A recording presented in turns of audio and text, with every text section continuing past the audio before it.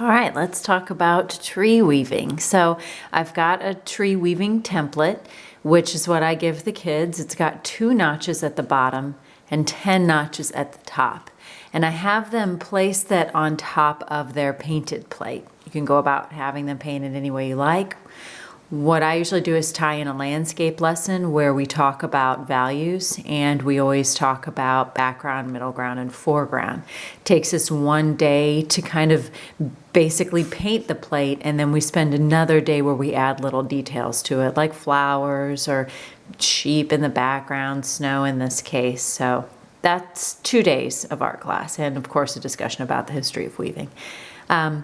When they're ready to weave, first step, we got to warp the loom. Before that, we've got to create the loom. So you lay this on top. I have the kids grab a pencil and they hold this very still with one hand while they mark these little tick marks. I always tell them, don't start cutting until you have actually counted all of your tick marks to make sure that you have the right amount.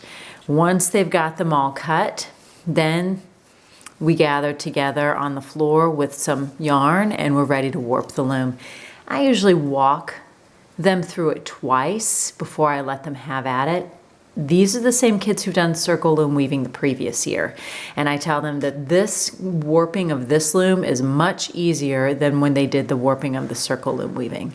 So we start at the bottom, just put it in the left notch, and we usually use a piece of masking tape, which I don't happen to have. Scotch tape is going to have to be a pretty lame second, since it does not like to stick. And all I'm doing is going in the top notch and out the next door neighbor notch, come down, and I always enter the same notch, and this notch is always my exit one. Go back up to the top,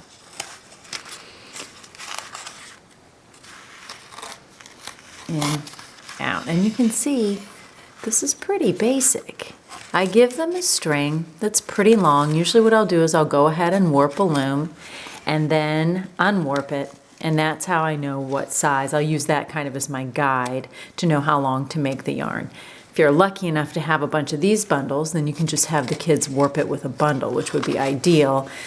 I don't have that luxury, so we usually just have cut pieces of yarn. I've been thinking that there's several different things you could do with these tree weavings instead of just making a tree.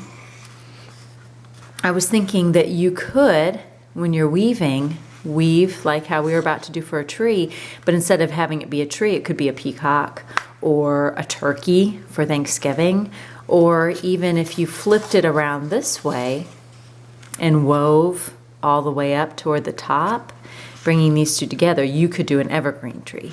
I haven't tried any of those, but just as we've been weaving, those are different kind of ideas that came to mind. Now I ended at the top, and what I'm going to do now is I'm going to go ahead and cut a nice long piece. Again, you should do this all on your own. Take it all off, use that as your guide, and then have a bunch of pieces of warping string ready for your students. Now this string is going to be used to create my tree trunk.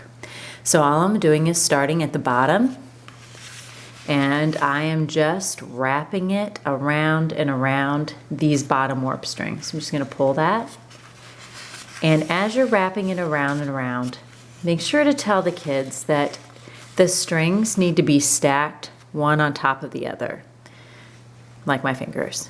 Sometimes what they'll do is they'll stack them up so it's a bunch of strands of yarn coming out at you.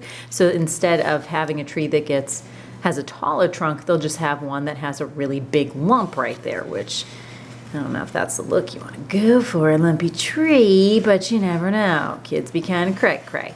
So I'm just wrapping this around. What I'm going to do is press the pause button, get this wrapped, and then we're going to talk about how to start weaving on the loom.